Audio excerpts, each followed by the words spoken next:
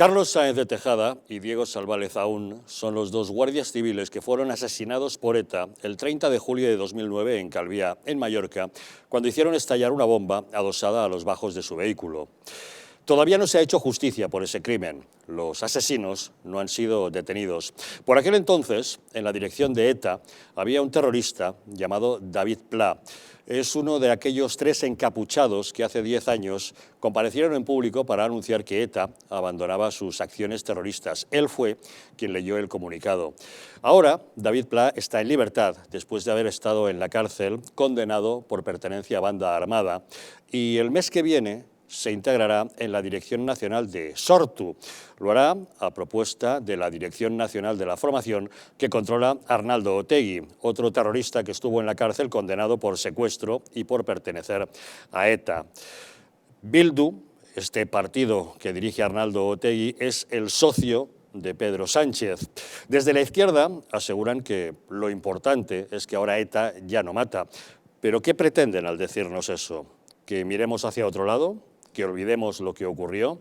¿Que despreciemos a las víctimas? Pedro Sánchez, a cambio de sus votos para mantenerse en el poder, pretende blanquear el pasado criminal de ETA. Pero nosotros no olvidamos y exigimos para las víctimas del terrorismo recuerdo, respeto, dignidad y memoria. Bienvenidos a Los Intocables.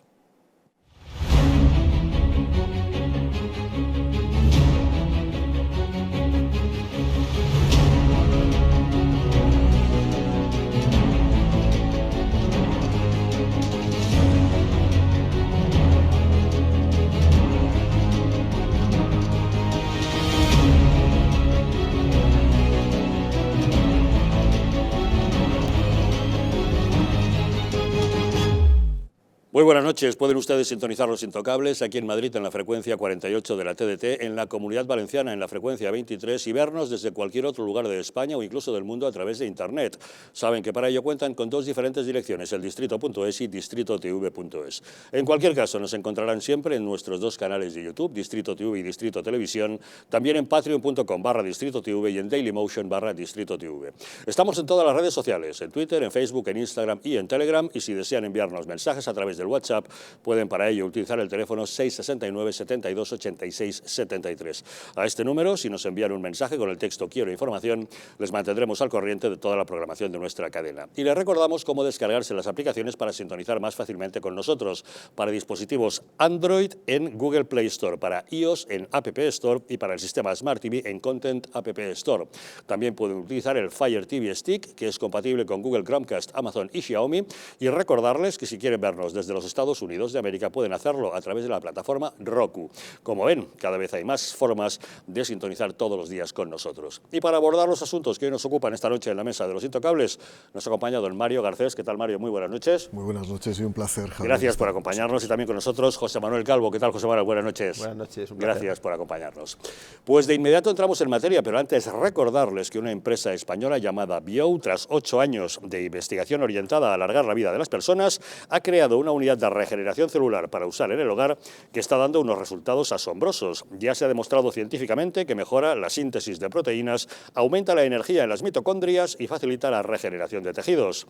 Esto puede cambiar la vida de miles de personas, especialmente de aquellas con problemas de ronquidos, respiratorios o preocupadas por retrasar el envejecimiento. Y lo más importante, sin efectos secundarios, ya que es física y no química. Disponen ustedes de 15 días para probarlo gratuitamente y un 15% de descuento. Solo tienen que llamar al teléfono 900-730-122, explicar su caso y ellos le dirán cómo la unidad de regeneración celular Biou le puede ayudar. Se sorprenderá.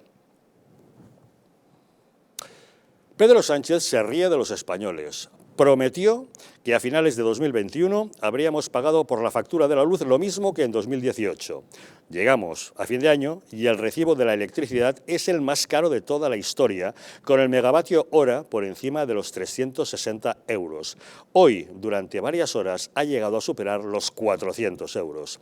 Sin embargo, para no reconocer que nos engañó, Sánchez disfraza los números descontando la inflación, que está también en récords históricos.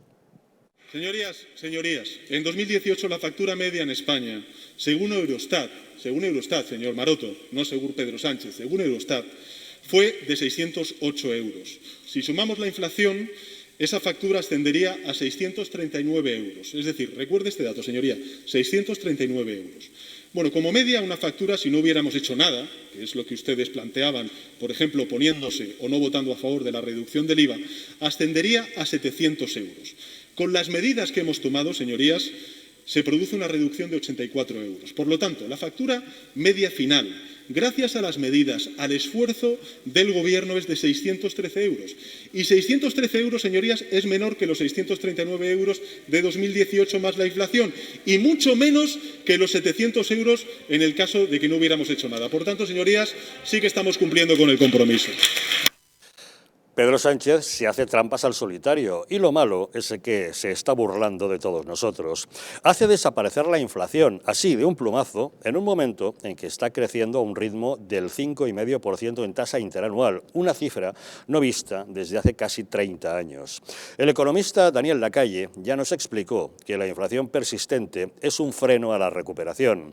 La Reserva Federal de los Estados Unidos lo ha terminado por reconocer y ha dado un giro de 180 grados a su política de mantener las recompras y los tipos bajos. Eso deja al Banco Central Europeo con el paso cambiado y una estrategia equivocada al mantener su agresiva política monetaria, tipos negativos y recompras de bonos. Y la inflación, no lo olvidemos, no es una casualidad.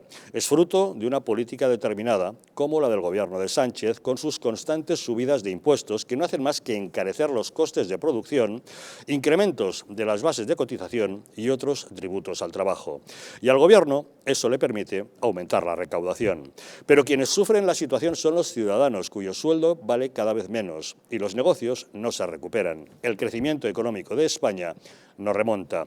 El Fondo Monetario Internacional ha recortado nuevamente las previsiones y sitúa el incremento del PIB a un 4,6% este año y a un 5,8% el que viene. El FMI se suma así a los recortes ya anunciados por el Banco de España, la OCDE, que alejan notablemente el crecimiento del PIB de la pretensión del Gobierno, que sigue defendiendo un 6,5% en 2021 y un 7% en 2022, a pesar de que hoy el Instituto Nacional de Estadística confirmaba que nuestra economía creció en el tercer trimestre apenas un 2,6% y la demanda interna solo un 2,5%. Tenemos comunicación con Daniel Lacalle, economista jefe del Tresis. Don Daniel, muy buenas noches. Muy buenas noches, ¿qué tal? ¿Cómo puede el Gobierno aferrarse a sus previsiones cuando todos los organismos internacionales y nacionales están recortando esa expectativa de crecimiento para España? Fundamentalmente el Gobierno se está aprovechando de que la Unión Europea nos concede un espacio fiscal sin precedentes y se está aprovechando de una situación que es extraordinaria por la pandemia, pero que ningún otro país de nuestro entorno está haciendo. Es decir, no hay ningún país de nuestro entorno que esté presentando unas cuentas completamente falseadas y esperando que eso pues, termine por aceptarse por parte de la Unión Europea. Entonces, lo que hace el Gobierno literalmente es propaganda hacia sus votantes y jugarse la credibilidad del país con unas estimaciones que son completamente invalidadas por la realidad ya con los datos del INE y las estimaciones de todos los organismos internacionales. Pedro Sánchez parece que se está riendo de nosotros al descontar la inflación, que en gran parte es culpa suya, de la factura de la luz y decirnos que estamos pagando la misma que en 2018. ¿Qué le parece? A mí me parece divertidísimo, ¿no? Es la idea esta de que si quitas la inflación de la inflación, entonces no hay inflación. En realidad lo que estamos viviendo es un ejercicio de trilerismo y de propaganda típico, de nuevo, del gobierno, ¿no? Que es decirle a los ciudadanos que si quitas lo que ha subido, la luz no ha subido, mientras cada uno de nosotros podemos ver en nuestra factura que el precio de la luz está a máximos históricos y que pagamos muchísimo más que en el 2018, lo miremos como lo miremos.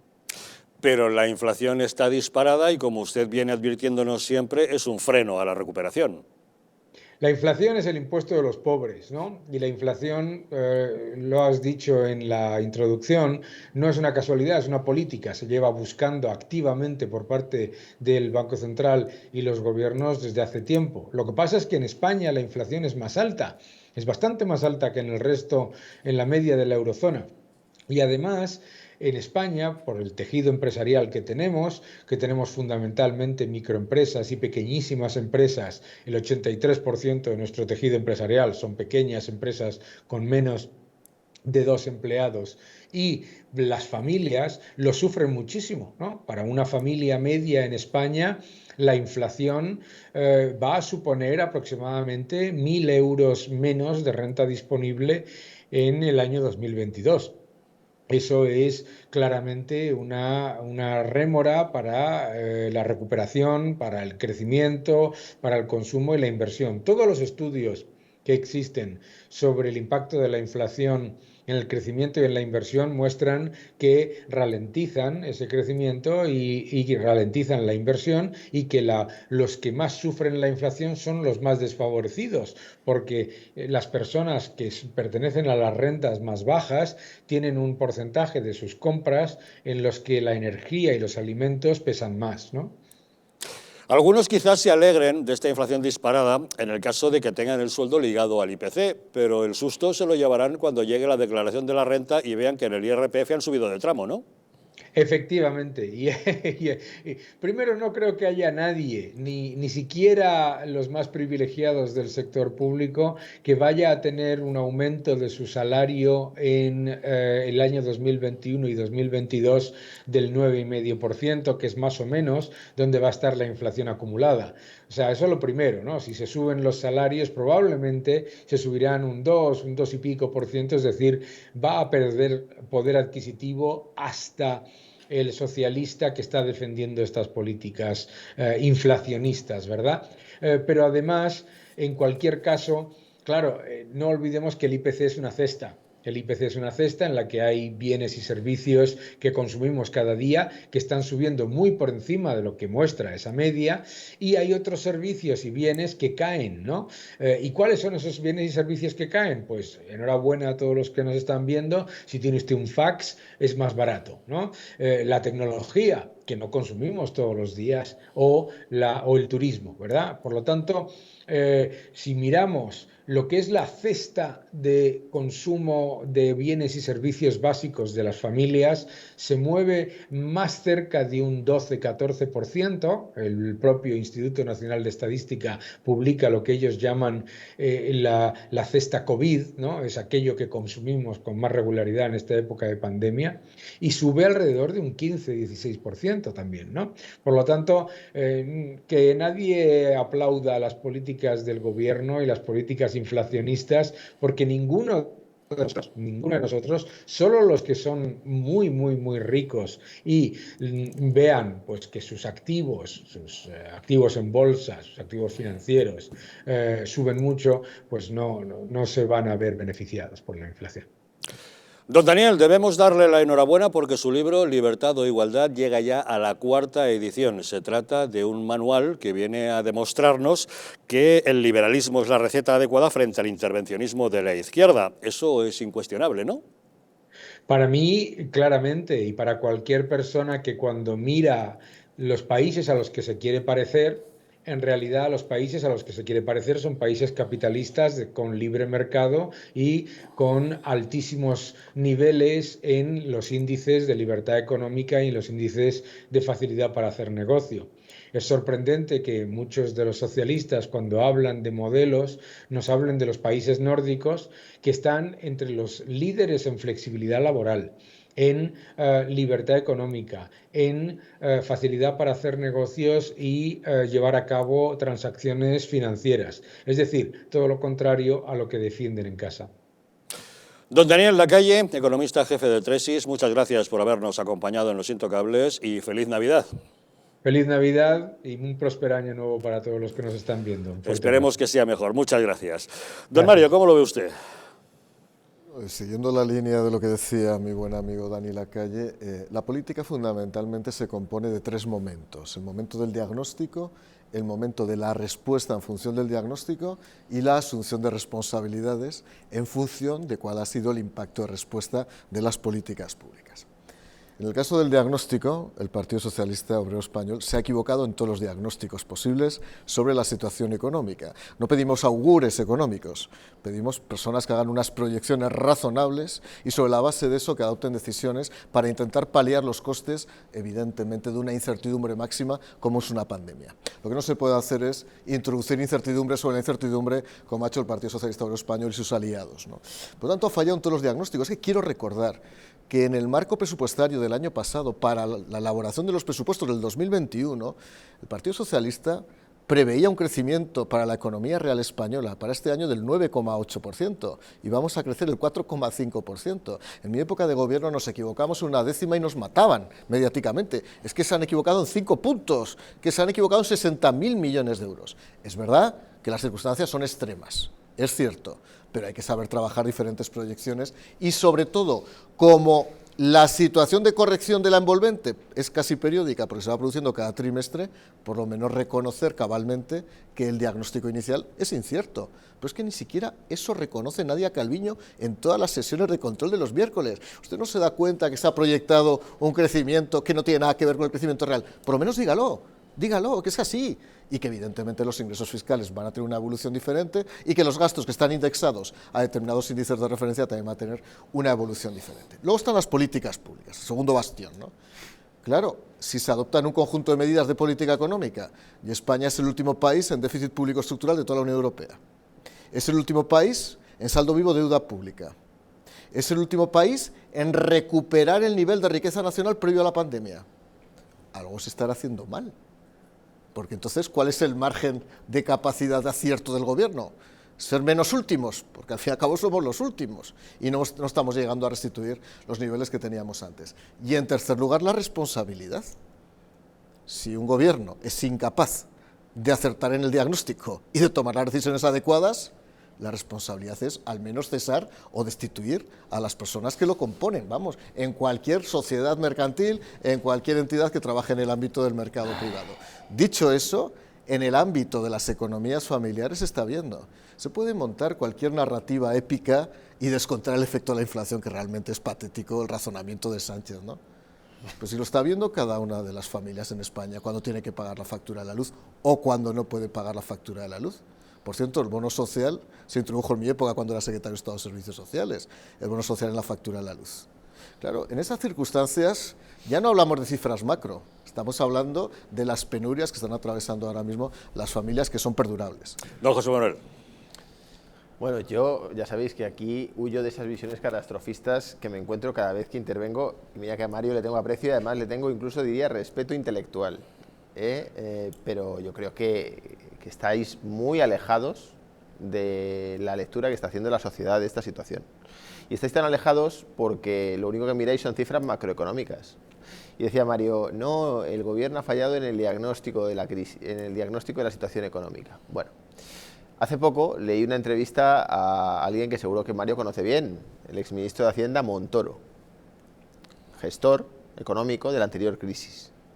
Y dijo Montoro en esa entrevista, todo ingenuo, creo, haciendo balance, que le hicimos pagar la crisis a los más pobres, a quienes menos tenían que pagarla. Entrevista en el Confidencial, podéis, o quien nos esté viendo, lo puede buscar en Google y seguro que la encuentra. Este era el titular. Es que era un socialdemócrata. Ya, sí, no. Según Esperanza Aguirre, un día me dijo, Montoro, ese es un poco socialista. Totalmente. Pero bueno, oye, era de tu partido y es el que gestionó, Mario, la anterior situación económica. A ver si ahora nos vamos a hacer responsables de lo que hizo tu partido.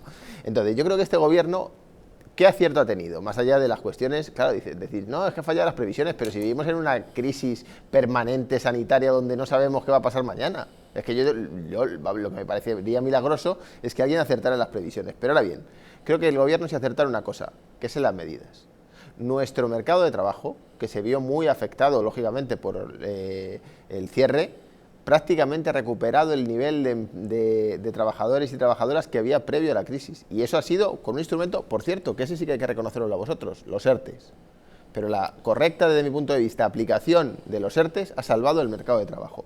Y ahora digo más. Dice Mario, no, es que España es la última. Claro, pero eso no tiene que ver con la gestión del gobierno. Eso tiene que ver con un modelo productivo que nos ha situado a la cola, lógicamente. ¿Y por qué nos ha situado a la cola? Por dos razones. ¿En qué se apoya nuestro modelo productivo? se apoya fundamentalmente en el sector servicios. ¿Y qué ha pasado? Que se ha cerrado la hostelería durante mucho tiempo y toda esa gente pues, ha estado en su casa sin poder trabajar, con una reducción de salario o incluso con un despido. Y luego, ¿en qué otro sector se ha apoyado nuestra economía? En el turismo. ¿Y qué ha pasado con el turismo? Pues lógicamente que en una situación como esta se viaja menos o nada o muy poco. Lógicamente, un país que dependa tanto del sector servicios y del turismo como España va a salir más tarde de la crisis que un país como Alemania, que depende del sector industrial, que ha podido resistir mucho mejor esta situación. Bueno, empezando por el empleo, evidentemente saca pecho el gobierno diciendo que estamos batiendo el récord de empleados en este país. Claro, es que el 70% de los nuevos empleos de este país son empleos públicos. Son empleos públicos. Una sociedad que basa el crecimiento del empleo fundamentalmente o mayoritariamente en el empleo público es una sociedad maximalista, un Estado maximalista que es insostenible de cara al futuro. Dos, el famoso dilema de aquí hemos salido de manera diferente de la crisis respecto a la anterior crisis. Quiero recordar que hay una laguna sideral por parte del Partido Socialista Obrero Español que va de mayo del 2010 a las elecciones de noviembre del 2011, cuando aplicaron lo que llamaron ellos el plan de ajuste. La palabra ajuste es socialista. Sí. Hay que recordarlo. Es más, sigue todavía en la página web del Partido Socialista, no lo han quitado. La memoria histórica no ha llegado todavía para reducir o para simplificar el mensaje. Fue el momento que congelaron el sueldo de todos los empleados públicos, no, mejor dicho, lo redujeron. Fue el momento en que congelaron las pensiones, se redujo hasta un 70% el importe de las transferencias a las comunidades autónomas, donde, como todos sabemos, aproximadamente el 67% del gasto público es educación, sanidad, lo sabes bien, José Manuel, y servicios sociales. Pero claro, cuando hablamos de crear empleo, y fundamentalmente el empleo, insisto, es empleo público, hay un problema. En segundo lugar, por supuesto que la estructura productiva de cada país es diferente, claro que es diferente. Claro. Pero entramos otra vez en el diagnóstico. Claro, llegamos a la conclusión de que la estructura, efectivamente, es muy dependiente del sector turístico, que representa de manera directa o indirecta el 40%. Bueno, y 2 años y medio después, el gobierno ha cambiado la estructura productiva de este país. Ya sabemos que no se puede cambiar en 2 años, pero, no, sí, José Manuel, no se puede cambiar en 2 años, pero ¿qué ha hecho por cambiarlo? No ha hecho absolutamente nada. Es más, como no se puede cambiar de manera tan rápida, lo que no se puede hacer es penalizar sistemáticamente al sector que está padeciendo. Mira, durante los últimos meses, la recuperación del turismo en países como Croacia fue hasta el 90% del que había antes de la pandemia. En Turquía el 65%, en España el 50%. Algo habrá ocurrido también para que tengamos un porcentaje tan bajo de recuperación del turismo extranjero. Por cierto, los franceses ya no se van a veranear a España, claro, sino que buscan otros países porque piensan que son más seguros, teniendo en cuenta los rangos de inestabilidad e inseguridad de algunos mensajes sanitarios que se han enviado desde este país, ¿no? Insisto, los resultados son resultados. Eso de que no se iba a dejar a nadie atrás, en España ahora, yo me acuerdo en mi época secretario de Estado de Servicios Sociales, todo el mundo me sacaba la tasa AROPE, ahora ya no hay tasa AROPE. Ahora hay todavía más gente en riesgo de vulnerabilidad. Por supuesto que ha habido una crisis sanitaria, evidentemente, pero hay 12 millones de personas en este país, una cuarta parte de los españoles, que viven en el umbral prácticamente de la pobreza o prácticamente de la entrada en la pobreza. Pero fíjate, Mario, eso, que te doy la razón, tiene mucho que ver con factores que, desde luego, al gobierno de España, el que sea, el de Rajoy, el de Zapatero, el de Pedro Sánchez, se le escapan.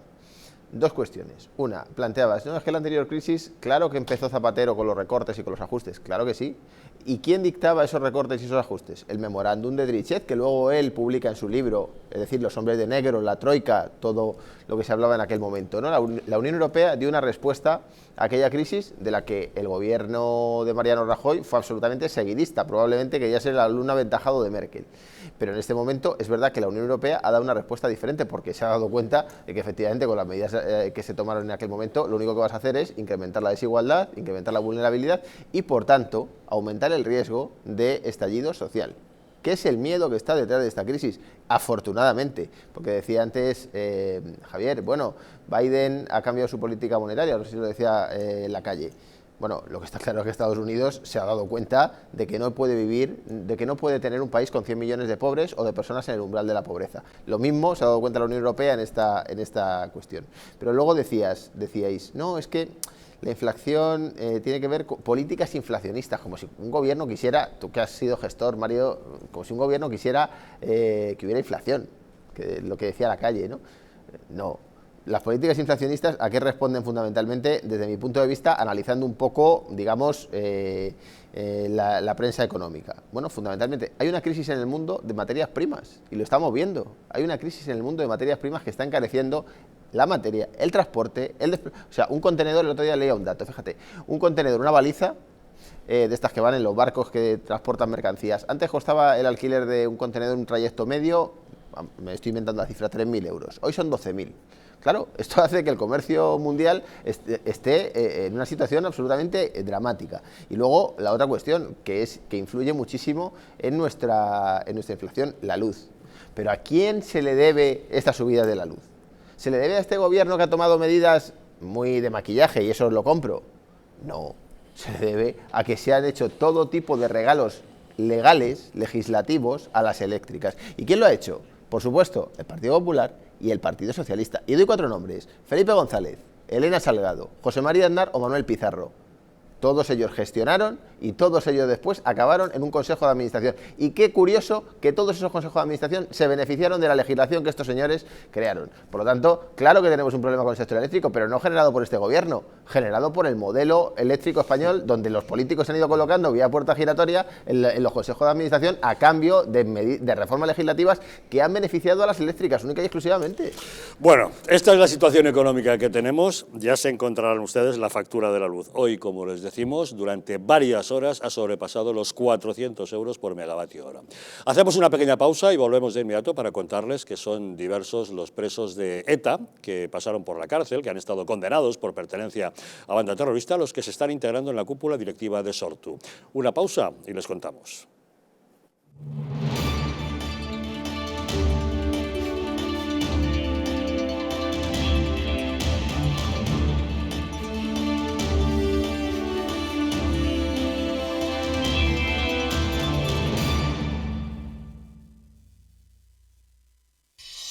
Volvemos en 4 minutos. Una empresa de bioingeniería española llamada Bio, tras 8 años de investigación orientada a alargar la vida de las personas, ha creado una unidad de regeneración celular para usar en el hogar que está dando unos excelentes resultados. Ya se ha demostrado científicamente que mejora la síntesis de proteínas, aumenta la energía en las mitocondrias y facilita la regeneración de tejidos. Eso puede cambiar la vida a miles de personas, pero en especial a aquellas con problemas de ronquidos, respiratorios o preocupadas por retrasar el envejecimiento. Y lo más importante, sin efectos secundarios, ya que es física y no química. Si llama usted al 900-730-122, puede consultar su caso y le explicarán cómo la unidad de regeneración celular Bio le puede ayudar. Se sorprenderá. El cuidado de la flora intestinal es esencial para el bienestar digestivo, el metabolismo y el sistema inmunitario. La combinación de prebióticos y probióticos de Symbioline Megaflora, con 2 mezclas estandarizadas de LA5 y BB12, aporta más de 35 billones de microorganismos vivos. Y la vitamina B6 contribuye al metabolismo energético normal. Symbioline Megaflora, de Mundo Natural.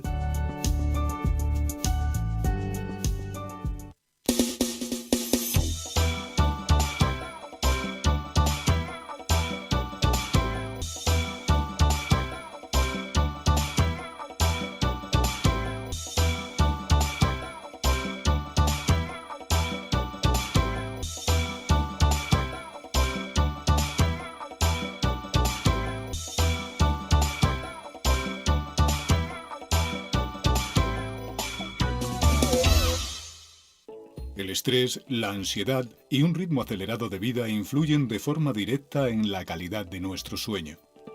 Calm Plus, de Mundo Natural, es una combinación de aminoácidos esenciales como el L-triptófano, precursor de la serotonina, y la vitamina B6, que contribuye al funcionamiento normal del sistema nervioso y a disminuir el cansancio y la fatiga. Vive con tranquilidad. Calm Plus, de Mundo Natural.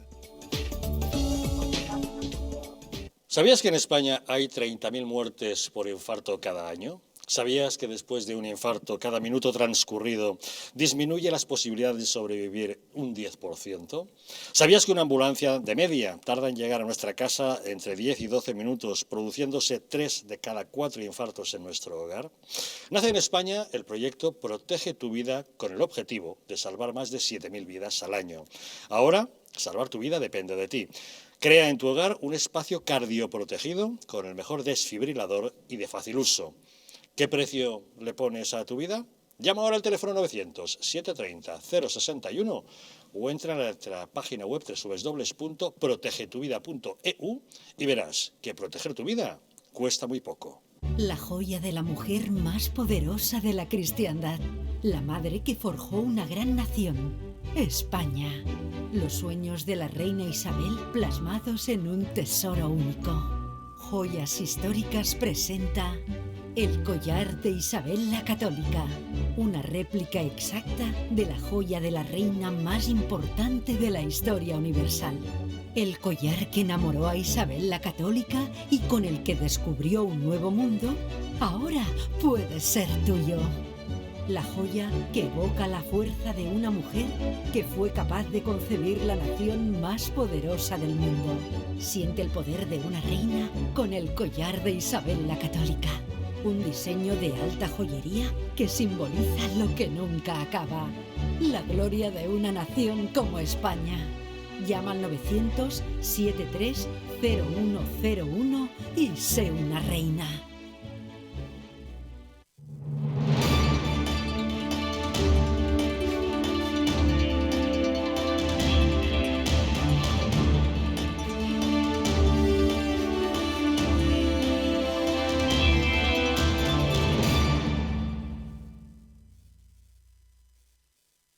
¿Sabías que en España hay 30.000 muertes al año por infartos? Que por cada minuto transcurrido tras un infarto las posibilidades de sobrevivir disminuyen un 10%. Que una ambulancia puede tardar 10 minutos en llegar a nuestra casa y que 3 de cada 4 infartos se producen en nuestro hogar. Nace en España el proyecto Protege tu vida. Llega con el objetivo de salvar más de 7.000 vidas al año, porque ahora salvar tu vida depende de ti. Crea en tu hogar un espacio cardioprotegido con el mejor desfibrilador y de fácil uso. Porque ¿qué precio le pones a tu vida? Llama ahora al teléfono 900-730-061 o entra en su página web protegetuvida.eu y recibirás un 30% de descuento. Verás que proteger tu vida cuesta muy poco.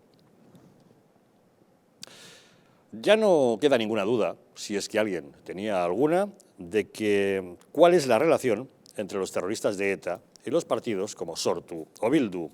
El exjefe de ETA, David Pla, uno de los 3 encapuchados que leyó el comunicado que anunciaba el fin de los atentados, formará parte, a partir del mes que viene, de la cúpula de Sortu. La Guardia Civil está convencida de que David Pla tiene las manos manchadas de sangre, ya que formaba parte de la dirección de ETA cuando la banda cometió sus últimos asesinatos, entre ellos el de los agentes de la benemérita Carlos Sáenz de Tejada y Diego Salva-Lezaun, que murieron en Calviá, en Mallorca, cuando estalló una bomba adosada a su vehículo. David Pla estuvo en la cárcel por pertenecer a la banda terrorista. Hace un par de meses, TV3, la televisión pública catalana, mostraba su desprecio absoluto a las víctimas al hacerle una entrevista, como si fuese un personaje respetable, en la que no mostró ningún tipo de arrepentimiento y en la que hablaba de décadas de lucha, como si eso fuera algo admirable. Sí, yo le puse voz a la decisión de ETA. El día en sí, bueno, yo creo que estamos en la tensión de que todo, para garantizar que todo saldría bien. Y recuerdo, sí, que era un momento importante para nosotros, ¿no? La decisión que estábamos tomando y todo lo que suponía a nivel histórico, ¿no? Porque no nos representábamos solo a nosotros mismos, sino décadas de lucha y a todas las personas que habían participado en esa lucha en las décadas anteriores, ¿no? Décadas de carrera criminal, una carrera criminal en la que también participó Elena Belocchi, alias Ana, que era responsable de Shaki, el aparato internacional de la banda terrorista. Fue novia de etarras como Juan Mari Olano o Josu Ternera. Fue condenada por pertenencia a banda armada y salió de la cárcel para someterse a un tratamiento de fertilidad. Ahora sería la responsable de política exterior del partido. Ambos han sido propuestos por el Consejo Nacional de la Formación que controla Arnaldo Otegi, que en su día fue condenado por secuestro y por pertenencia a ETA. Arkaitz Rodríguez, que también fue condenado por pertenecer a ETA, opta a la reelección como secretario general de Sortu. Hace unos días acudió al tanatorio tras la muerte del etarra Antón Troitiño, condenado por 22 asesinatos y puesto en libertad a causa de una enfermedad. Acompañado por Otegi, dijo que era un día de duelo y que había que llorar porque ese terrorista era una nueva víctima del conflicto. Hoy debemos lamentar, debemos llorar a una nueva víctima de este conflicto, porque Antón Troitiño ha muerto como consecuencia de la política penitenciaria de excepción que continúa en vigor. Arkaitz Rodríguez es el portavoz de Sortu, que hace un año justificó el acuerdo de Bildu con el gobierno de Pedro Sánchez para apoyar sus presupuestos, argumentando que lo que buscaban era influencia en Madrid para tumbar el régimen. Nosotros vamos a Madrid a tumbar definitivamente ese régimen en beneficio de las mayorías y de los pueblos. Tenemos comunicación con nuestro analista Percival Manglano. ¿Qué tal, Percival? Muy buenas noches. Hola, buenas noches. Bueno, ¿qué le parece que terroristas condenados que han pasado por la cárcel se conviertan ahora en líderes de un partido político que es socio del gobierno de Sánchez? Bueno, esto no hace más que confirmar algo que sabemos desde hace mucho tiempo, y es que Bildu Sortu es ETA. O sea, no es solamente que tenga una relación con ETA, que por supuesto también, es que fundamentalmente la estructura es la misma. Y los personajes que al frente de esa estructura son los mismos. Este PLA en ETA tuvo también muy altas responsabilidades estratégicas pues para la acción de ETA. Y es exactamente la misma responsabilidad que se le va a dar ahora en Sortu de relaciones estratégicas. Quizá lo único que ha cambiado es que antes salían con capuchas y ahora salen sin capuchas. Y esto, evidentemente, lo digo con toda la intención, porque uno de los 3 encapuchados que anunció el cese definitivo de la violencia de ETA fue el PLA pero claro, salió con capucha. Entonces, en estos 10 años lo único que ha cambiado es que ahora salen sin capucha, pero son lo mismo y tienen los mismos objetivos. Quizá los métodos son distintos, pero el objetivo es exactamente el mismo. ¿Y qué le parece que Pedro Sánchez tenga tanto interés en blanquear ese pasado criminal de ETA en el que, bueno, estos personajes se incorporan a estos partidos que pactan con él? Bueno, es una cosa. Salía ayer o antes de ayer el nuevo secretario general del PSOE ahí con lágrimas de cocodrilo. Oh, esto no nos gusta, que se haya decidido que este PLA vaya a tener responsabilidades en Sortu. ¿Pero qué me estás contando? Si lo sabéis perfectamente. Si hace exactamente 2 días en Durango el PSOE ha pactado con Bildu la aprobación de los presupuestos. Si es que están constantemente pactando con ellos, si es que se ha presentado a las elecciones para ser el secretario general del Partido Socialista Vasco, que ahora no me acuerdo cómo se llama, precisamente diciendo que van a pactar con Bildu. Si es que ese es su objetivo político, el crear un eje de izquierdas en el País Vasco para gobernar. Podemos, PSOE y Bildu. Por ahora no llegan a ello, no lo han conseguido del todo, pero vamos, el PNV lo tienen enfilado, ahora mismo están gobernando con ellos en el País Vasco, pero eso es meramente transitorio. Su objetivo político es hacer una alianza de izquierdas. La izquierda argumenta que, hombre, que por lo menos han dejado de matar. ¿Qué le parece? Pero si el objetivo es igual de totalitario que antes, una cosa son los métodos y otra cosa es el objetivo.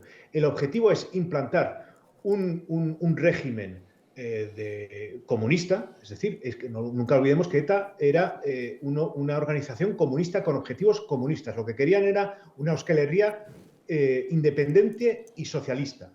Entonces ahora tienen exactamente el mismo objetivo, pero la lucha armada, que llamaban ellas, que no es más que el terrorismo, eso lo han dejado de cometer porque fueron derrotados, que eso es que nunca lo recuerda el PSOE. Es decir, si se han tenido que transformar en un partido político es porque fueron derrotados por el Estado de Derecho y ya no había forma de que continuasen con sus actos violentos porque estaban derrotados. Ahora, dentro de la derrota, lo único que han hecho es reconvertirse para seguir consiguiendo sus objetivos de manera, pues dentro del sistema, digamos. Entonces, están en el Congreso de los Diputados, el PSOE, Pedro Sánchez les ha dado la bienvenida, apoyan los presupuestos generales del Estado, apoyan en general los objetivos del PSOE, pero claro, a cambio de, como ya sabemos y como dijo Otegi de que se libere a 200 presos que tienen ahora en la cárcel. Es que son transparentes en eso. Y un último detalle, ¿qué le parece que el gobierno pacte con un partido que, tal como reconoció el propio Arkaitz Rodríguez, pretende tener influencia en Madrid para tumbar el régimen? Bueno, si solo fuese uno, por desgracia, es que son todos los aliados del PSOE. Es que eso lo dice Bildu, quizá lo dice con la claridad más meridiana, pero eso por supuesto que es el objetivo de los independentistas catalanes, o sea, de Esquerra, de los demás partidos golpistas y de Podemos en gran medida también. Recordemos que antes lo decían con claridad, que querían romper el candado de la Constitución española. Es que Pedro Sánchez ha conseguido que el PSOE se ponga a la cabeza de todo este movimiento anticonstitucional que lo que quiere es acabar con el régimen del 78 para implantar un régimen mucho menos plural, donde básicamente la mitad de la población española se vea aislada y solamente se implanten los ideales y la estrategia y la ideología política de una mitad.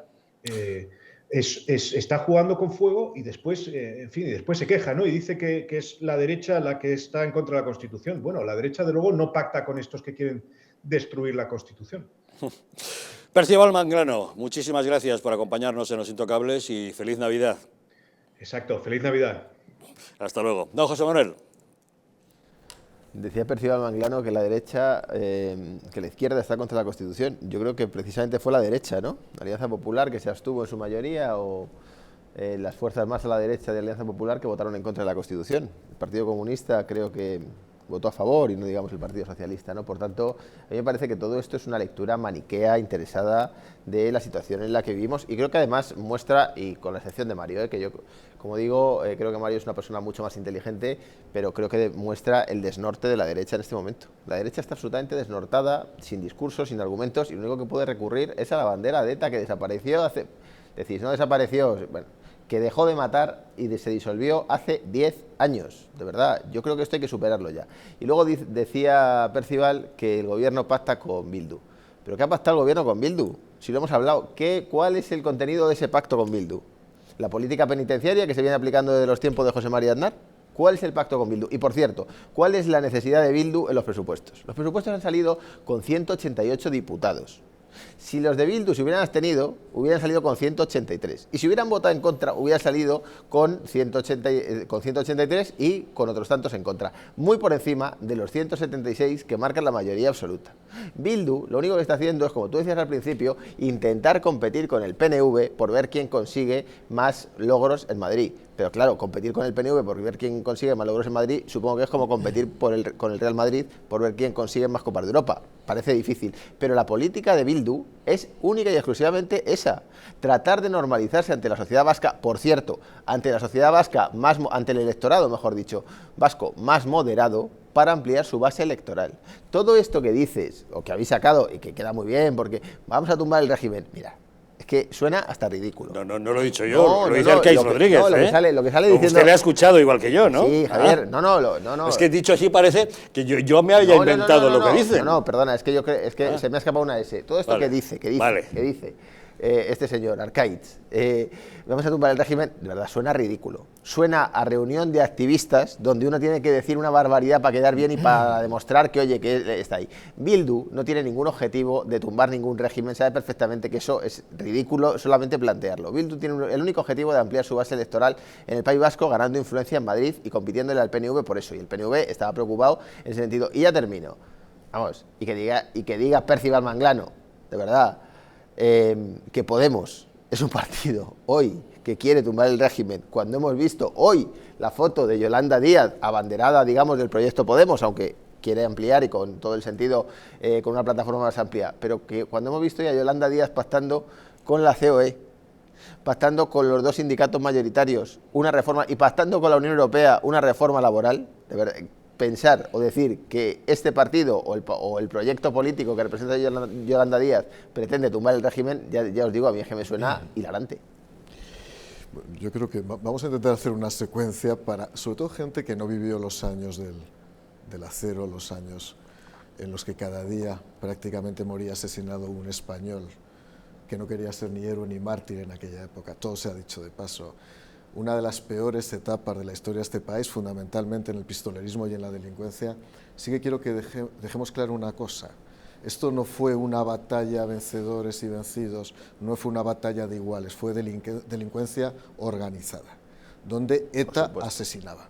Esto quiero dejarlo muy claro porque este tipo de personajes intentan de alguna manera mostrar el movimiento vasco de liberación, que es una expresión muy mal utilizada. No, por eso lo digo expresamente, porque me pareció un error de libro hacer eso, y algún acercamiento que hubo en aquella época, yo te lo reconozco, ¿sabes? Yo creo que hubo errores de libro, porque hay que ser muy coherente en política, pero luego al final te retratan, y además te retratan correctamente.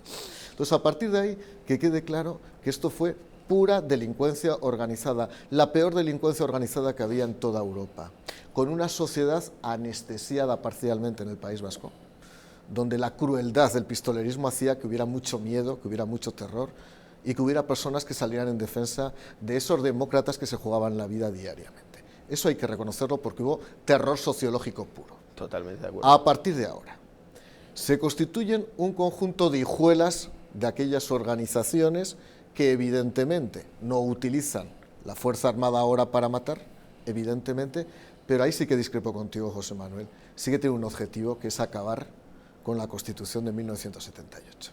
Sin ir más lejos, hoy te invito a que revises las intervenciones que ha habido, incluida la mía, sobre el concierto económico vasco en el Congreso de los Diputados.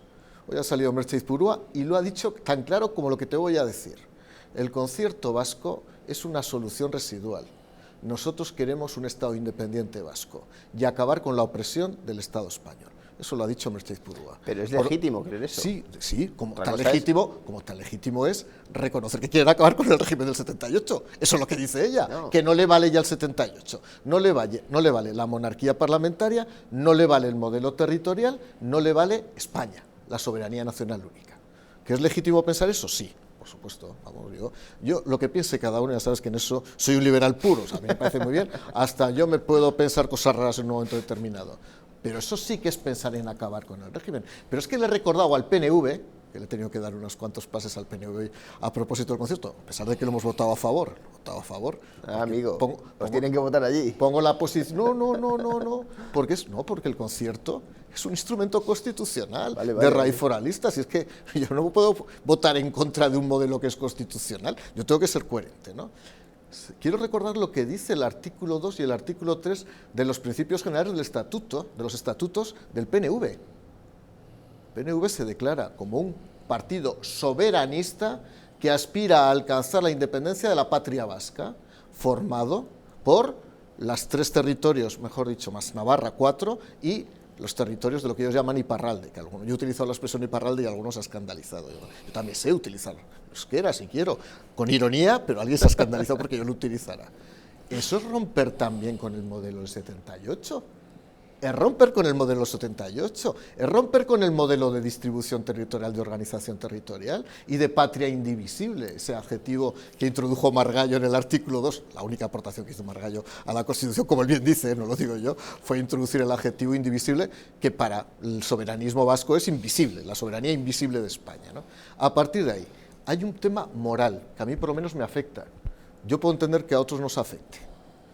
Yo nunca concebiría una organización política formada por exconvictos que tienen las manos llenas de sangre y que yo no lo puedo. Es un plano moral. José Manuel, déjame acabar. Es un plano moral, es mi plano moral. Yo nunca justificaría eso y nunca pactaría con un partido cuya cúpula estuviera formada por estos delincuentes. Dicho lo cual, lo que sí estoy de acuerdo con Percival completamente es que el Partido Socialista ha iniciado un proceso de blanqueamiento simultáneo a la evolución que se está produciendo en este movimiento vasco, con el objetivo de que en un momento determinado los pactos con Bildu se vean como algo absolutamente natural. De hecho, ya lo empiezan a metabolizar como algo natural en el Congreso de los Diputados, porque saben perfectamente el Partido Socialista de Euskadi que tiene que tener una economía de opción electoral y que a lo mejor o puede gobernar con Bildu o con el PNV, y sí que te reconozco y te acepto que hay una guerra interna aquí en Madrid por parte de los dos soberanistas, a ver quién coge más espacio. Claro. Pues, eso te lo reconozco, pero ¿para qué? para ser la muletilla en algún momento, si lo necesitan, del Partido Socialista de Euskadi. Pero fíjate, yo recojo el guante, ¿no? Decías, no hay que ser coherente, pero es que, Mario, tú perteneces al Partido Popular, que es probablemente el partido más incoherente en su discurso respecto del terrorismo y respecto de todo lo que tiene que ver con lo que podemos llamar el postterrorismo. O sea, Javier Maroto, alcalde de Vitoria, normalizando el pacto de presupuestos con Bildu. Entonces, ¿qué podemos decir? ¿Que Javier Maroto pretendía blanquear a Bildu para en el futuro normalizar los pactos más allá de la ciudad de Vitoria?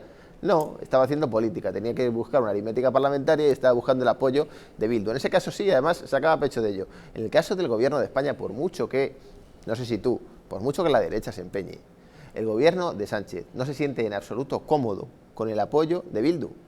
Yo tengo más la sensación de que es Bildu el que pretende dar el apoyo que el gobierno de España el que pretende conseguir ese apoyo. Ese apoyo le quema, porque evidentemente es muy fácilmente atacable. Luego, claro, se hace un totum revolutum. Sortu, que es yo tampoco concibo una organización donde haya criminales o exconvictos en su cúpula. Ahora bien, ¿qué dice el ordenamiento jurídico? ¿Que una persona que ha pertenecido a banda armada, que ha cumplido su condena, puede formar parte de la cúpula de un partido? Pues oye, ¿qué le vamos a hacer? Eso dice el ordenamiento jurídico. ¿Qué dice el Tribunal Constitucional? ¿Que Sortu o que Bildu son organizaciones constitucionales legales y que pueden presentarse a las elecciones? Pues eso es el Estado de Derecho. ¿Que pueden defender ideas de las que desde luego yo, estoy, no sé si en las antípodas, porque no sé si existen las antípodas de esas ideas, pero vamos, defender la independencia de un territorio es que me parece aberrante a estas alturas. Me parece aberrante a estas alturas. Y además de un territorio que viene definido por cuestiones simbólicas y por cuestiones que al final no dejan de ser un constructo social, que no existe no existe el vasco desde hace 5.000 años, o como decía Aznar, ¿no? España de Atapuerca al euro. Tampoco existe la España de Atapuerca al euro. Es un país que ha ido evolucionando. Pero en todo caso, a mí me parecen aberrantes esas ideas de defender la independencia de un territorio, como me pasa con Esquerra, y el otro día lo discutíamos aquí, ¿no? Esquerra todo el tiempo poniendo por delante las cuestiones simbólicas o las cuestiones como la lengua, etcétera, que son importantes, por encima de la agenda social, que yo creo que es lo que tendría que defender por encima de todo un partido de izquierdas. Ahora bien, ¿es legítimo defender esas ideas por métodos parlamentarios, constitucionales? Sí, pues ya está, pues ¿qué le vamos a hacer? Están allí, pues hay que gestionarlo, y a mí me parece, digamos, dentro de lo que es la lógica parlamentaria, que Bildu o quien sea participe en el debate público y participe también en los acuerdos que se puedan producir, si es que las fuerzas que construyen esos acuerdos deciden hacerles partícipes de los mismos. Fíjate en tu razonamiento, yo creo que se mezclan dos conceptos, lo jurídico y lo moral. Tú mismo has aflorado una parte moral de tu discurso en la que estoy prácticamente de acuerdo. Me dices, ¿jurídicamente son formaciones legítimas? Sí. Hay un debate abierto por una parte de la derecha que dice que tenía que ilegalizarse. Es un debate que se podría entrar perfectamente, como en otras constituciones europeas. Pero no voy a entrar en ese debate ahora porque el debate es otro, porque efectivamente está en el Congreso de los Diputados. Estando en el Congreso de los Diputados como formaciones legítimas y como representantes del pueblo español, porque la soberanía es única, a partir de ahí yo tengo la capacidad como actor político, como partido político, de entablar acuerdos con quien moral e ideológicamente me parezcan razonables. Una cosa es el derecho y otra cosa es la capacidad sobre la base, insisto, de esa intelección, que es moral, pero también es de unidad de acción que pueda tener con un partido político. Yo no la voy a tener con Bildu. A mí lo de Maroto, que venga Javier Maroto y lo explique. Hay cosas que en mi vida explicaría, no, porque hay cosas que yo me desmarco directamente porque no las entiendo. Yo no las entiendo, prefiero que quien las protagonizó venga y lo explique, no tengo ni idea. A partir de ahí, eso es otro tema. Y dos, porque se me ha escapado antes, lo de Unidas Podemos y de lo de Yolanda Díaz, ¿no? La mutación de Unidas Podemos. Unidas Podemos está produciendo una transfiguración antes, desde luego, de la visita al Papa. A ver, José Manuel, Unidas Podemos vota a favor de la sección de la Casa Real. Yolanda Díaz va a ver al Papa. Yolanda Díaz llega a un acuerdo con la COE sobre la reforma laboral. ¿Los milagros existen? Por consiguiente, se le está poniendo cara a Fátima Báñez. O sea, es el milagro de Fátima. Poco a poco se le va viendo ya a Yolanda Díaz, que tiene una especie ya de cara de Fátima Báñez, que alguien me tiene que explicar este proceso. Yo creo que se le está poniendo cara de socialdemócrata moderada, que es lo que hay que es la cara que hay que tener si quieres que la gente te vote en este país. Ah, que lo hace para que le voten. ¿Lo hace para que te voten? No, o por... Exacto. Lo hace, o sea, vamos a ver, es evidente.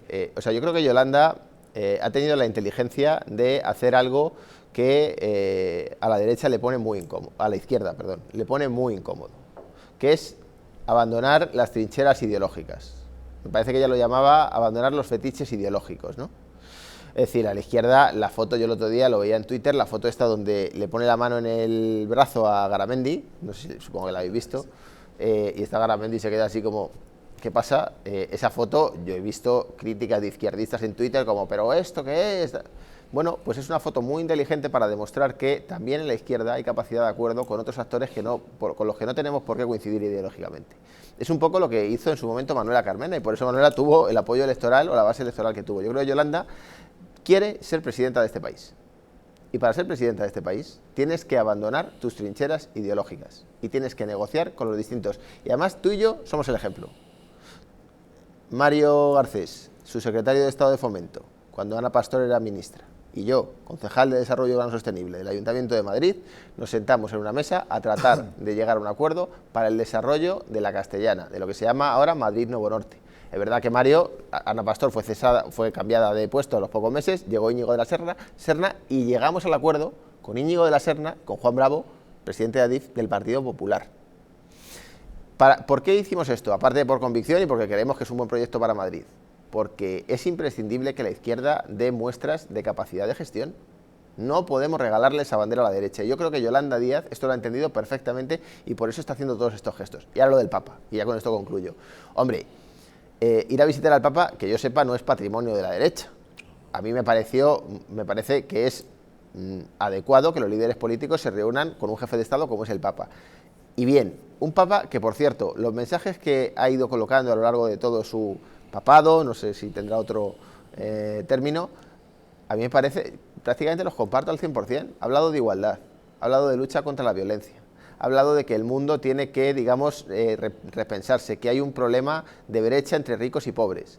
Hasta tal punto el discurso del Papa ha sido rupturista respecto de lo que la derecha entendía que tenía que ser el discurso del Papa, porque veníamos de Juan Pablo II y veníamos de Wojtyla, de Ratzinger, que Jiménez Los Santos le llama el Papa montonero y dice que es el anticristo. Sí, podéis escucharlo. Y dice que es el anticristo y que esto es una prueba para que la Iglesia, es una prueba de fe. Si la Iglesia, si los feligreses de verdad, los feligreses, los españoles de bien, como se decía, ¿no? Si supera este Papa, oye, ya está todo por superar. Bueno, a mí me parece que el discurso del Papa es clave para la izquierda en este momento y me parece muy inteligente que Yolanda trate de, digamos, empujar ese discurso. Bueno, sigo pensando que está cambiando el mundo de una manera radical en 2 años. Yo no sé si la pandemia nos ha dejado descolocados a todos. Es verdad que una parte de la derecha española cuestiona ya, bueno, la infalibilidad del Papa ya quedó cuestionada porque desapareció hace unos años dentro de los dogmas de la Iglesia, pero es verdad que algunos están renunciando ya de alguna manera, de manera explícita, estoy de acuerdo con José Manuel, a la propia superioridad moral e intelectual del Papa. Yo lo he escuchado en mucha gente de la derecha de este país. A mí es que me da igual el tema, te lo confieso francamente. Ahora también me sorprende, por otro lado, ese acercamiento de la izquierda a la jerarquía católica, a la que, por cierto, se está castigando constantemente en todo tipo de debates. En todo tipo de debates. Sí, porque lo que no se puede hacer es hacer esa especie de impostura, voy a visitar al Papa y a la vez estar cuestionando el concordato en España, o a la vez estar cuestionando algunas actuaciones de la jerarquía eclesiástica en España. Creo que eso realmente casa mal. Me da la impresión que esto es una especie de casting de la nueva lideresa española. Me has hecho una afirmación que me parece muy vehemente, muy categórica. Se postula para ser presidenta de España. Bien, yo no lo tenía tan claro, pero ya queda claro.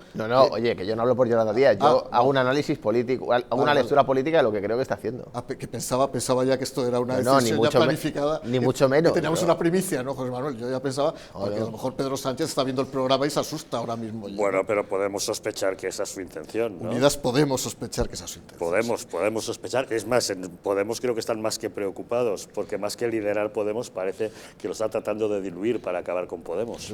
Para acabar con Podemos no, porque entiende que Podemos es un proyecto en declive y yo lo comparto. Agotado, personalista, de Pablo Iglesias. Pero no es tanto porque sea personalista, porque ahora ya no está Pablo Iglesias, sino porque yo creo que es un proyecto... ¿Y así le va?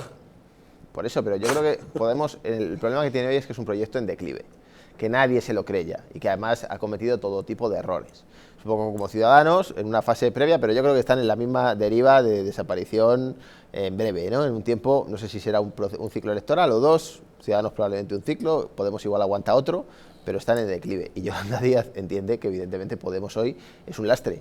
Entonces, es importante incorporar a determinada gente de Podemos, yo creo, gente válida, incluso gente de los que se fueron o de los que nos fuimos, pero lo cual no quiere decir que yo me esté ofreciendo a nada. Eso sí es un anuncio. No. ¿Vuelve usted a Podemos? Por favor, no. Después de 2 excisiones vuelve a Podemos. Yo no vuelvo. Ya sabes que son 4 mujeres y irías tú el quinto. No, yo no quiero. No. Yo lo que digo, hablaba en primera persona porque yo también me fui de Podemos, ¿no?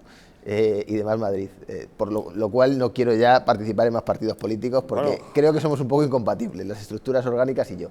Pero dicho esto, creo que evidentemente Yolanda necesita construir un proyecto que amplíe mucho lo que hoy en el imaginario colectivo representa Podemos a nivel ideológico y a nivel de apoyos, digamos, en la sociedad. Y es una maniobra inteligente tratar de buscar esos vínculos con otros actores, creo que sí. Por retomar el tema original, por favor, porque estoy viendo aquí a Otegi detrás, creo sinceramente que recuerdo por memoria a tantas personas que han sufrido en este país. En primer lugar, lo que quiero es recordar a todas las personas que murieron y a sus familiares. Cuando digo esto, yo no utilizo a las víctimas del terrorismo. Lo digo porque esta es una expresión que me utiliza la izquierda habitualmente, diciendo, no, en el momento que estás recordando la memoria y el dolor y el sufrimiento de aquellos años, estás utilizando la víctima y las víctimas. Simplemente estoy recordando lo que ocurrió. Eso es una acusación muy miserable, porque recordar a los muertos, igual que recordar a los seres queridos, forma parte de un tributo que les rendimos. Totalmente. Si alguien quiere ver en eso una utilización política, quizá debería cuestionarse exactamente cuáles son sus parámetros personales a la hora de analizarlo. Totalmente. Lo tengo que decir siempre, Javier, porque es la acusación inmediata cuando alguien recuerda a las víctimas del terrorismo. Yo he llevado escolta. Yo tengo amigos que han muerto asesinados, y eran vilmente asesinados, bajo un principio de cobardía moral de la sociedad, de una parte de la sociedad vasca mayoritaria que decía, algo habrán hecho. Fueron años durísimos. Yo nací en el 67, yo cuando fui consejero del Gobierno de Aragón llevaba escolta, entre otras cosas, porque unos años antes habían matado al presidente del PP de Aragón cuando iba con su hijo Borja a ver el partido de fútbol al estadio de la Romareda de Zaragoza. Fue terrible lo que se vivió aquellos años. Por consiguiente, siendo cierto, hay muchos todavía actos terroristas que todavía no se han depurado las responsabilidades porque no se sabe quiénes son los autores. Y quiero recordar que este señor que está aquí detrás no fue solamente un secuestrador, disparó. Se lo digan a Rupérez cómo llevaba aquí la bala hasta que murió. O sea, este señor tiene también delitos de sangre. A partir de ahí, yo a este señor no quiero saber absolutamente nada. Es mi decisión individual. Es una elección moral. Pero entiendo que mi partido ha asumido íntegramente desde la dignidad colectiva, con todos los errores que hemos cometido, José Manuel, que te lo reconozco a mí. Ya sabes que esto no voy a hurtar nunca los errores. Pero yo, mientras estén ahora mismo en el Partido Popular con estos señores y con cúpulas organizadas, donde estén señores que han matado, han justificado el asesinato o han secuestrado, no quiero saber absolutamente nada. Por eso me preocupa la deriva del Partido Socialista Obrero Español. Me dirás, ¿es legítimo desde el punto de vista del juego político? Claro, desde el punto de vista jurídico sí, desde el punto de vista institucional sí. Yo es que estoy en otro plano, estoy en el plano moral. Vale. Y en el plano moral es donde está la distancia entre la izquierda y la derecha. Pero te podría decir lo mismo, Mario, con Vox. No, no es lo mismo. En el plano moral, a mí Vox me parece un partido detestable. Un partido que en ningún caso... No te permito comparar a los herederos de ETA con Vox, que no tienen nada que ver. No, pero digo, si hablamos... No estoy comparando, pero si hablamos del plano moral, a mí Vox me parece un partido detestable. Un partido que en ningún caso condena la dictadura y más bien la celebra. Yo he escuchado en la tribuna del Pleno del Ayuntamiento de Madrid a Ortega Smith gritando vivas a Millán Astray. Por tanto, a mí eso me parece repugnante, detestable desde el punto de vista moral. Pero entiendo que en la aritmética parlamentaria y en el juego parlamentario el Partido Popular pueda buscar ese apoyo, porque forma parte del juego parlamentario. A eso me refería. Quiero decir que es que lo moral, cuando hablamos de política, digamos que queda un poco de lado. ¿Se puede utilizar ese argumento? Sí. Pero creo que sirve para explicar poco las relaciones políticas que hay. Y luego, es que, insisto, mientras que es evidente que el gobierno del Partido Socialista y Podemos necesita a Esquerra, busca a Esquerra, trata de establecer un diálogo con Esquerra, que además tiene una traslación opuesta en Cataluña, de verdad, a Bildu, es que yo no le he visto un gesto de acercamiento a Bildu. Es que veo más a Bildu intentar pedir que va a votar a favor del presupuesto que a Sánchez sentarse con Bildu a negociar nada. Y todavía, fíjate, hemos tenido varios debates sobre esto y no he conseguido que alguien me diga, oye, el acuerdo presupuestario era lo del catalán de Netflix, ¿no? El acuerdo presupuestario era este punto, este punto, este punto, este punto. Que Otegi, que a mí, ya te digo, me parece, pues casi coincidiría con tu opinión. Que Otegi dice en el País Vasco, entre su gente, 200 muertos, bien valen un acuerdo, a mí me suena más a justificación de ese voto que a ningún tipo de intercambio que se vaya a producir, porque tú sabes que no se va a producir, y tú sabes que ningún terrorista de los que están en la cárcel hoy va a salir de la cárcel antes de cumplir su pena. Luego podemos decir, no, es que me parece mejor o peor que la pena sea... Bueno, eso es otro debate, pero ningún terrorista va a salir de la cárcel antes de cumplir su pena, ni mucho menos porque el gobierno socialista le dio una especie de indulto que no se va a producir y creo que somos conscientes de eso. Yo, de todos modos, creo que hay que evitar las simetrías y las equivalencias entre Bildu, Sortu y Vox. Y yo no soy representante de Vox, pero en este caso voy a sacar evidentemente la cabeza a favor de Vox. Que no tiene nada que ver. Vox es un partido que nace democráticamente, me dirás Bildu también, evidentemente, y Sortu también, pero no son herederos del franquismo. No están reivindicando el franquismo. Que haya uno o dos que en un momento determinado hayan tenido unas declaraciones, bueno, 20. Su secretario general. 20. Mario. Sí, pero no lo dice su programa electoral y lo ha negado habitualmente tanto su presidente como su portavoz en el Congreso de los Diputados. Nosotros no somos fascistas, nosotros no somos franquistas, lo ha dicho sistemáticamente tanto el presidente como el portavoz en el Congreso de los Diputados, en mi presencia, en múltiples debates.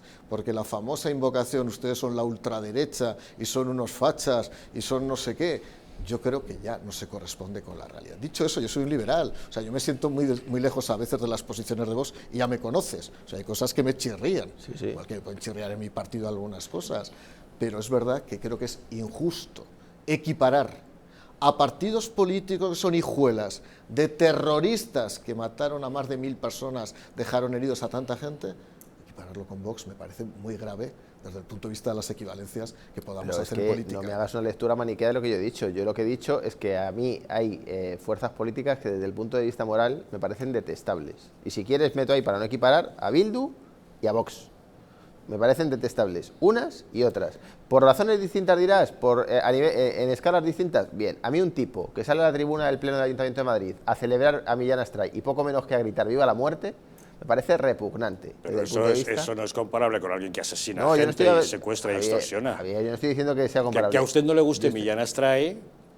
Que a mí no me guste uno de los personajes clave de la dictadura fascista que mató, asesinó, torturó en este país durante 40 años, evidentemente no me gusta. Que a usted no le guste Millán Astray y se meta con alguien que dice viva Millán Astray, no es lo mismo que alguien que mata gente. No, yo es que estoy diciendo... No, pero está usted poniendo en el plano de igualdad dos cosas que son muy distintas. Estoy poniendo en el plano de igualdad en el sentido que digo que los juicios morales sirven poco en política, que a mí este tipo me puede parecer detestable desde un punto de vista moral, pero que entiendo, y os lo he dicho y lo repito, que entiendo perfectamente que dentro del juego parlamentario el Partido Popular busque ese tipo de apoyos. Que usted diga que los juicios morales sirven poco en política viene a tratar de decir que en la política no existe la moralidad, y eso es intolerable, ¿no? Que nuestros políticos sean inmorales. Los juicios morales tienen que tener un peso en política, en nuestra sociedad, ¿no? En la política, muchas veces... ¿Usted defiende la inmoralidad en la política? Yo no defiendo la inmoralidad, Javier, no te hagas trampas a solitario. No, perdón, usted acaba de hacerse una trampa al decir la barbaridad que acaba de decir. Yo digo que la política no se puede explicar en base a cuestiones morales. ¿Por qué no hay moral en la política? No, que no se puede explicar en base a cuestiones morales porque, por el ejemplo de Maroto, si Maroto, desde el punto de vista moral, probablemente está en las mismas posiciones que hoy está defendiendo aquí Mario Garcés. Pero Maroto, cuando necesita aprobar unos presupuestos, deja a un lado la moralidad y busca el apoyo de Bildu. Pues fíjate, me gustaría que eso se depurara en términos morales también. Y que quien venga aquí a explicar lo que sería Javier Maroto lo explicara en términos morales, porque a mí no me cabe otra explicación. Nosotros sí defendemos la moralidad en la política, aunque algunos crean que son incompatibles esas cosas. En fin, vamos a hacer una pequeña pausa. Volvemos de inmediato para preguntarnos, ¿está cumpliendo con sus objetivos el Ministerio de Igualdad? ¿Realmente defiende la igualdad? Lo preguntamos porque ayer hubo un tenso debate parlamentario en el que la portavoz de Vox, Macarena Olona, le cantó la cartilla, se la leyó claramente a Irene Montero, a la ministra. De ahí que nos lo preguntemos. Pero bueno, será de inmediato, después de una pequeña pausa. Antes, si me permiten, quisiera mostrarles este collar y esta pulsera. Se trata de las joyas de la mujer más influyente de la cristiandad. Se trata del sueño de la reina Isabel plasmado en un tesoro único. Joyas históricas presenta el collar de Isabel la Católica y ahora también su pulsera, una réplica exacta de las joyas de la reina más importante de la historia universal. El collar que enamoró a Isabel la Católica y con el que descubrió un nuevo mundo ahora puede ser tuyo. La joya que evoca la fuerza de una mujer que fue capaz de concebir la nación más poderosa del planeta. Siente el poder de una reina con el collar de Isabel la Católica y ahora, como novedad, también con esta pulsera, un diseño de alta joyería que simboliza lo que nunca acaba, la gloria de una nación como España. Llama al 900-730101 y siéntete como una reina.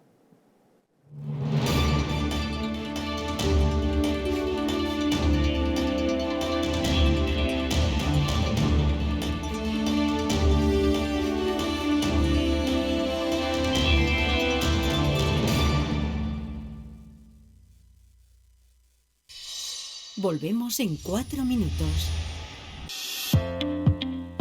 Una empresa de bioingeniería española llamada Bio, tras 8 años de investigación orientada a alargar la vida de las personas, ha creado una unidad de regeneración celular para usar en el hogar que está dando unos excelentes resultados. Ya se ha demostrado científicamente que mejora la síntesis de proteínas, aumenta la energía en las mitocondrias y facilita la regeneración de tejidos. Eso puede cambiar la vida a miles de personas, pero en especial a aquellas con problemas de ronquidos, respiratorios o preocupadas por retrasar el envejecimiento.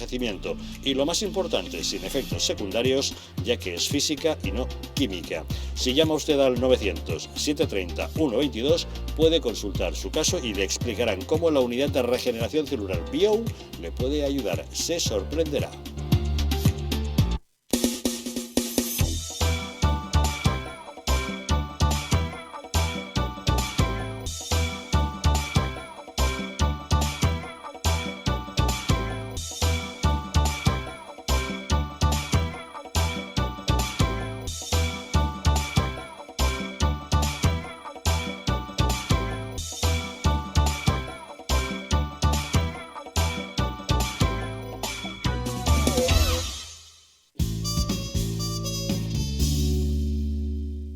Conoce una forma diferente, cómoda y económica de disfrutar de un buen jamón. Te presentamos Todo un jamón de Argal. Un jamón entero, sin hueso, el único fácil de cortar en casa. Un jamón curado, equivalente a un jamón con hueso de 7 kilos, perfectamente preparado para cortarlo y aprovecharlo al 100%, sin desperdicios. Lo saborearás entero. El jamón nace de los métodos de elaboración más tradicionales. Su olor, su tacto y su excelente sabor lo convierten en uno de los más apreciados productos de nuestra gastronomía. Procedente de jamones seleccionados para obtener el mejor bouquet, este jamón ha sido sometido a un periodo de curación de 10 meses en secaderos y bodegas, lo que le confiere una textura y un sabor inigualables. El jamonero exclusivo que incluye esta oferta te permitirá cortarlo cómodamente. Utiliza las clavijas para sujetar el jamón. Mientras cortas, el mango del jamonero te dará una sujeción segura. A medida que vayas consumiendo el jamón, simplemente desliza la pieza para realizar cortes verticales, lo más útil para cortar en taquitos. El punzón y la clavija inferior te servirán para sujetar el jamón. Y así aprovecharás hasta el último bocado. La forma más sencilla de cortar un jamón y la más práctica, ya que obtendrás unos cortes excepcionales con un jamonero mucho más compacto que los tradicionales y ocuparás menos espacio en tu cocina.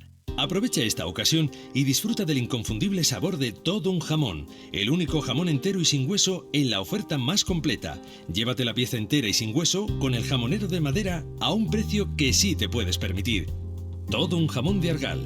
El plato más exquisito para compartir en cualquier ocasión. Descarga en tu móvil la app gratuita de la tienda en casa y consigue promociones y ofertas exclusivas. Puedes pagar contra reembolso, con tarjeta de crédito o con la tarjeta de compra El Corte Inglés. ¿Sabías que en España hay 30.000 muertes por infarto cada año? ¿Sabías que después de un infarto, cada minuto transcurrido disminuye las posibilidades de sobrevivir un 10%? ¿Sabías que una ambulancia de media tarda en llegar a nuestra casa entre 10 y 12 minutos, produciéndose 3 de cada 4 infartos en nuestro hogar? Nace en España el proyecto Protege tu Vida con el objetivo de salvar más de 7.000 vidas al año. Ahora, salvar tu vida depende de ti. Crea en tu hogar un espacio cardioprotegido con el mejor desfibrilador y de fácil uso. ¿Qué precio le pones a tu vida? Llama ahora al teléfono 900-730-061 o entra a nuestra página web www.protegetuvida.eu y verás que proteger tu vida cuesta muy poco.